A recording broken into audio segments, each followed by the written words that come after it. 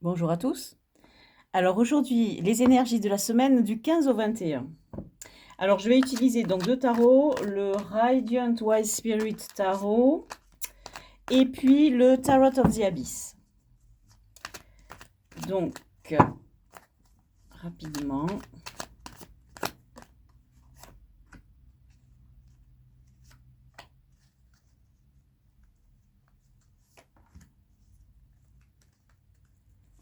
Hop. Et ici. Alors, énergie du moment, elle est au 4 de denier.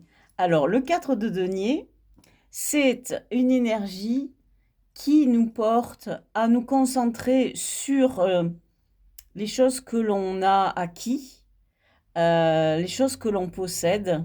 C'est très lié à la matière. Ça peut être de l'argent, ça peut être quelque chose qu'on a construit et sur laquelle on se repose et auquel on s'accroche. C'est comme le fondement, une base en fait. L'obstacle ou le défi à relever, c'est un as d'épée. L'as d'épée, c'est une vérité qui se manifeste. C'est quelque chose que l'on apprend par hasard, par exemple. Alors, pour le meilleur et pour le pire, mais ici, on est dans un obstacle ou un défi. Donc, c'est ambigu, mais pour l'instant, disons que c'est un défi. Et les énergies qui nous viennent de l'extérieur, ce sont les énergies du 5 de denier. Les 5 de denier, les rails dans ce tarot, cette carte, elle indique un sentiment d'être rejeté, d'être seul et aussi la peur de manquer.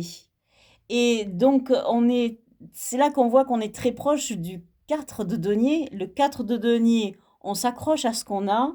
Et dans le 5 de denier, on a l'impression que l'on n'a pas assez. Et donc, ces deux cartes sont intimement liées. L'énergie sur laquelle vous devez vous reposer, c'est celle du 3 de bâton. Et le 3 de bâton, c'est une énergie de création. C'est la carte de l'énergie créatrice. C'est une carte qui décrit une idée que vous avez, dans l'idée de faire quelque chose, d'entreprendre quelque chose.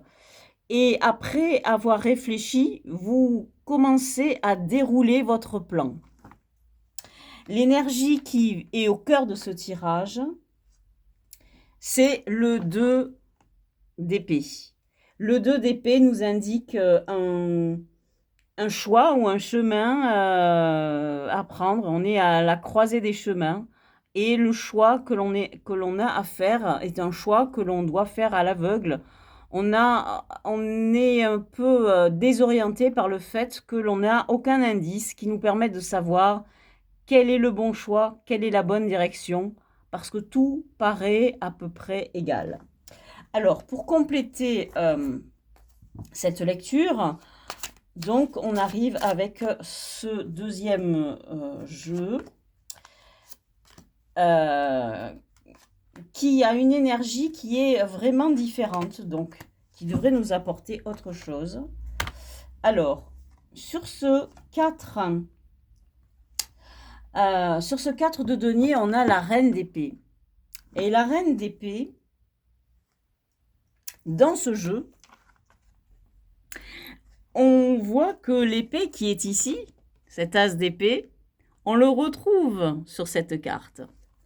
Et cette carte nous dit, eh bien cette vérité, elle est là, elle se fait jour dans votre esprit, et elle est prête à être assimilée et à être complètement absorbée. Mais il vous manque quelque chose encore avant de l'accepter et de l'embrasser pleinement et de l'utiliser pour agir.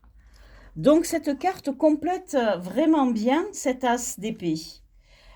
Donc, qu'y a-t-il sur cet as d'épée? On a un 7 de pentacle. Et le 7 de pentacle nous indique qu'il est temps de recueillir les fruits de notre travail. Et là, par exemple, on a quelqu'un qui a fait cuire du pain dans un four et qui sort ses pains du four.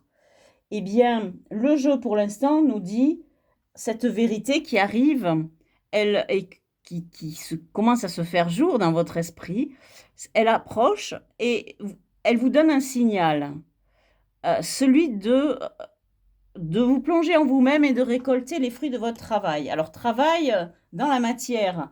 Donc, on est encore beaucoup lié au denier.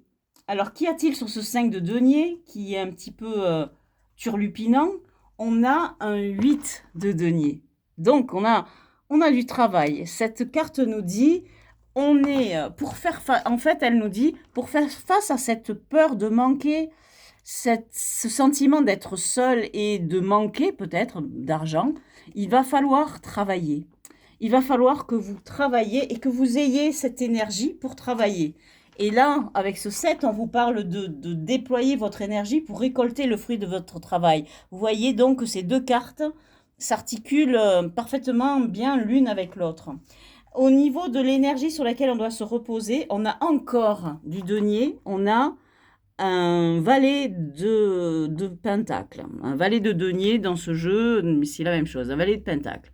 Alors, ce qui est très intéressant sur cette carte, c'est qu'on a une clé dans la main de ce valet. Et donc, vous avez une clé en vous. Et cette clé, elle est peut-être liée à cette vérité, et vous devez vous en servir pour vous appuyer dessus, pour créer votre futur, ce travail que vous devez accomplir. Et cette clé, c'est vous qui l'avez. En tout cas, vous l'avez trouvée. C'est peut-être, encore une fois, je le redis, c'est peut-être ça, cette vérité. C'est peut-être cette clé. L'énergie centrale, eh bien, on a à nouveau du denier avec ce magnifique roi de pentacle. Et donc, l'énergie qui est au centre de ce jeu nous dit, oui, vous avez un choix à faire, un choix un peu difficile, un peu à l'aveugle, vous êtes un petit peu dans le brouillard peut-être, mais l'enjeu, il est énorme. L'enjeu, c'est celui de devenir ce roi de denier. Le roi de denier, c'est quelqu'un qui contrôle justement tout son avenir et tout son présent dans la matière. Donc, c'est quelqu'un qui contrôle complètement son argent, ses revenus, les sources de ses revenus, c'est-à-dire son travail, etc. Et donc, ce jeu, en gros, vous pousse à travailler, vous pousse à récolter les fruits de votre travail, vous pousse à devenir un expert, parce que le roi, dans chaque suite, c'est l'expert, c'est celui qui connaît le mieux son domaine, c'est celui qui excelle dans son domaine. Donc, l'enjeu, c'est d'exceller dans votre domaine, d'exceller dans ce vers quoi vous tendez pour devenir ce roi de denier. Le roi de denier, c'est aussi quelqu'un qui a du pouvoir. Donc, voilà pour les énergies de cette semaine du 15 au 21 septembre 2025. Je vous remercie de m'avoir écouté. Je vous dis à bientôt dans une prochaine vidéo.